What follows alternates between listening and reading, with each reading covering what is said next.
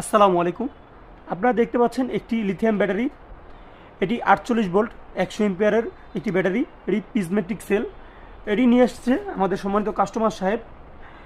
এটি ডাউন হয়ে গেছে, সে কারণে এটির বিএমএস কাজ করতেছে না, আমাদের কাছে নিয়ে এসেছে। ব্যাটারিটি লো হয়ে গেছে, অর্থাৎ ইনভার্টার থেকে ব্যাটারির জন্য যে প্যারামিটার লো কাট ভোল্টেজ রয়েছে সেটি ওনারা সেট করতে পারেনি, সে কারণে ব্যাটারিটি ডাউন হয়ে গিয়েছে এবং বিএমএস কাজ করতেছে না। ব্যাটারিটি উঠানোর জন্য আমরা এখানে একটি এক্সট্রাভাবে চার্জার ব্যবহার করেছি। আলহামদুলিল্লাহ আমরা দীর্ঘ চেষ্টা করার পর ব্যাটারিটি উঠাতে সক্ষম হয়েছি এবং এটি কানেকশন দিয়ে দেখলাম বিএমএস ঠিক মতো কাজ করতেছে কিনা।